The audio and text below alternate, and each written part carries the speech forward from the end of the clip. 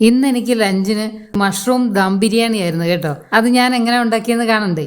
ഇത് ഞാൻ button mushroom കൊണ്ടാണ് ഉണ്ടാക്കിയിരിക്കുന്നത്. മറ്റുള്ള മഷ്റൂം ഇതിന് പറ്റുമോ എന്ന് എനിക്കറിയില്ല. ഞാൻ ഇത് വെച്ചേ ഉണ്ടാക്കിയിട്ടുള്ളൂ. ഇത് ഞാൻ നന്നായിട്ട് ഉപ്പ് പുരട്ടി നന്നായി വാഷ് ചെയ്തെടുത്ത് വെച്ചിരിക്കുകയാണ്. ഇത് ഏകദേശം ഒരു 400 ഗ്രാം ഉണ്ടാവും.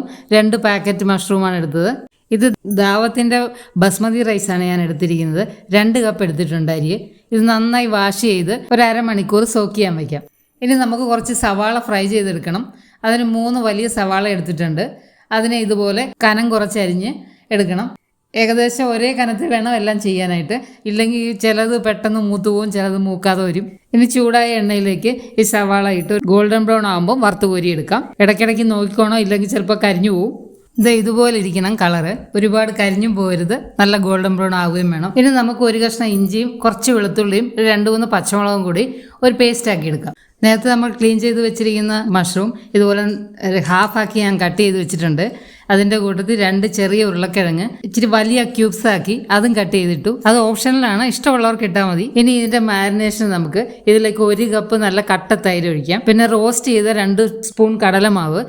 ഒരു ബൈൻഡിങ് കിട്ടാൻ വേണ്ടിയിട്ടാണ് നമ്മളിത് ചേർക്കുന്നത്. ആവശ്യത്തിന് ഉപ്പും 1 സ്പൂൺ ജീരകം പൊടിയും 2 സ്പൂൺ മല്ലിപ്പൊടിയും 1 സ്പൂൺ മഞ്ഞൾപ്പൊടിയും 2 സ്പൂൺ മുളക് പൊടിയും, അത് കാശ്മീരിയും സാദായും കൂടി മിക്സ് ആയിട്ടുള്ളതാണ് ഇട്ടിരിക്കുന്നത്. 1 സ്പൂൺ ഹോം മെയ്ഡ് ബിരിയാണി മസാലപ്പൊടിയും 1 ടീസ്പൂൺ കുരുമുളക് പൊടിയും എല്ലാം കൂടി നന്നായിട്ട് മിക്സ് ചെയ്യുക. പിന്നെ നമ്മൾ നേരത്തെ പേസ്റ്റാക്കി വെച്ചിരിക്കുന്ന ഇഞ്ചി വെളുത്തുള്ളി പച്ചമുളക് പേസ്റ്റും കൂടി ചേർക്കണം. ഇനി നമ്മൾ വറുത്ത് വെച്ചിരിക്കുന്ന ഉള്ളി അതിൻ്റെ ഹാഫ് പോർഷൻ എടുത്ത് അതൊന്ന് ജസ്റ്റ് കൈകൊണ്ടൊന്ന് ഉടച്ചിട്ട് ഇതിലേക്ക് ചേർത്ത് അതും കൂടി മിക്സ് ചെയ്ത ശേഷം മാറ്റി വയ്ക്കുക. കുറച്ച് സമയത്തേക്ക് മാറ്റി വയ്ക്കുക. ഇനി ഒരു പാത്രത്തിൽ നമുക്ക് റൈസ് വേവിക്കാനായിട്ടുള്ള വെള്ളം വയ്ക്കാം.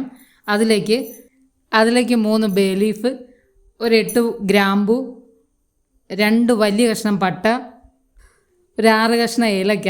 അത് ജസ്റ്റ് ഒന്ന് ചതച്ചിട്ടിടുകയാണെങ്കിൽ നന്നായിട്ട് ഫ്ലേവർ വരും. 1 സ്റ്റാർ അനീസ്, 1 സ്പൂൺ സാജീരകം അല്ലെങ്കിൽ നല്ല ജീരകം, 1 നാരങ്ങയുടെ പകുതി പിഴിഞ്ഞതിലേക്ക് ഒഴിക്കുക. പിന്നെ ആ കഷ്ണം കൂടി അതിലേക്ക് ഇടുക. പിന്നെ ഉപ്പ് അത് നന്നായിട്ട് ചേർക്കണം. വെള്ളം നല്ല ഉപ്പ് രസം ഉള്ളതായിരിക്കണം, എന്നാലേ റൈസിന് ആവശ്യത്തിന് ഉപ്പ് വരുള്ളൂ. വെള്ളം നന്നായി തിളച്ച് വരുമ്പോൾ ഈ കുതിർത്ത് വെച്ചിരിക്കുന്ന റൈസ് നമുക്ക് അതിലേക്ക് ഇടാം. ഒരു 6-7 മിനിറ്റ് ആകുമ്പോഴത്തേക്ക് ആവശ്യത്തിന് വേവും. 80% വെന്താൽ മതി. അതാകുന്ന സമയം കൊണ്ട് ഒരു പാൻ അടുപ്പിൽ വെച്ച് ഉള്ളി വറുത്ത എണ്ണയിൽ കുറച്ചൊഴിച്ചിട്ട് കുറച്ച് നെയ്യും അതിലേക്ക് ഒഴിച്ച് കുറച്ച് ഗ്രാമ്പും ഏലക്കയും ബേ ലീഫും അതിലേക്കിട്ട് അതിലേക്ക് മാരിനേറ്റ് ചെയ്ത് വെച്ചിരിക്കുന്ന മഷ്റൂമും ബാക്കി വരുന്ന മസാല എല്ലാം കൂടി അതിനകത്തേക്കിട്ട് കുക്ക് ചെയ്യാൻ വെക്കാം. ഇടയ്ക്കൊന്ന് ഇളക്കിയിട്ട് കൊടുക്കണം. ഇത് നമ്മുടെ റൈസ് ആവശ്യത്തിന് വെന്തിട്ടുണ്ട്. അതിന് ഇനി നമുക്കൊരു പരന്ന പാത്രത്തിലേക്ക് കോരി മാറ്റി വയ്ക്കാം, ഓവർ കുക്ക് ആകാതിരിക്കാൻ. ഈ സമയത്ത് നമുക്ക് അതിനകത്ത് ലീഫും ഗ്രാമ്പുവും പട്ടയൊക്കെ മാറ്റിയെടുക്കാം. അധികം റൈസിനായിട്ട് ഇളക്കരുത്, അത് പൊടിഞ്ഞു പോവും.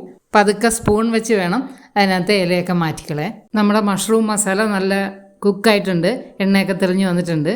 ഇനി ഒരു സ്മോക്കി ഫ്ലേവർ ഇതിന് വരാൻ വേണ്ടിയിട്ട് ഒരു 2 കഷ്ണം കരി എടുത്ത് സ്റ്റൗവിൽ വെച്ച് നന്നായി അതിനെ പഴുപ്പിച്ച ശേഷം ഒരു ഫോയിൽ അതിൻ്റെ മുകളിൽ വെച്ച് ഈ നന്നായി പഴുത്തിരിക്കുന്ന ഈ കരി കഷ്ണം അതിൻ്റെ മുകളിൽ വെച്ച് അതിൻ്റെ പുറത്തേക്ക് അല്പം നെയ്യ് ഒഴിച്ചു കൊടുത്താൽ നല്ല പുക വരും. അപ്പോൾ നന്നായിട്ട് അത് അടച്ചു വെച്ച് കഴിഞ്ഞാൽ അതിനൊരു സ്മോക്കി ഫ്ലേവർ കിട്ടും. ആവശ്യമുണ്ടെങ്കിൽ ചെയ്താൽ മതി, ഇഷ്ടമുണ്ടെങ്കിൽ ചെയ്യുക, ഇല്ലെങ്കിൽ വേണ്ട. സ്റ്റൗ ഓഫ് ചെയ്തിട്ട് വേണം ഇത് ചെയ്യാൻ. പുകയെല്ലാം മാറിയ ശേഷം ഇതിൻ്റെ ഫോയിലും കരിയൊക്കെ എടുത്ത് നമുക്ക് മാറ്റി വയ്ക്കാം.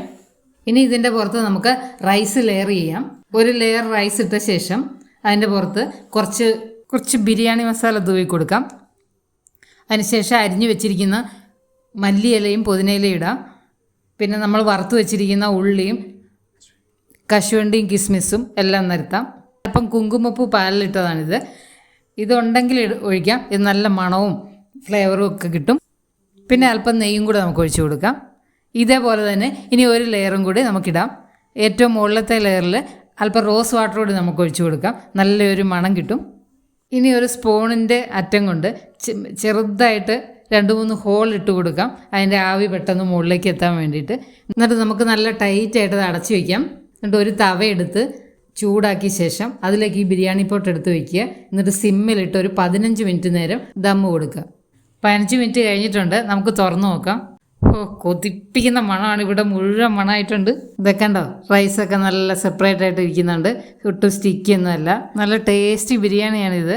ഇനി മഷ്റൂം കിട്ടുമ്പോൾ ഇതുപോലെ ഒന്ന് ട്രൈ ചെയ്ത് നോക്കണേ. ഇത് നല്ല റേത്തയും പപ്പടവും അച്ചാറും ഒക്കെ കൂട്ടി കഴിക്കാൻ നല്ല അടിപൊളിയാണ്. അപ്പം എൻ്റെ റെസിപ്പി ഇഷ്ടമായെങ്കിൽ ലൈക്കും ഷെയറും സബ്സ്ക്രൈബും ഒക്കെ ചെയ്യാൻ മറക്കല്ലേ.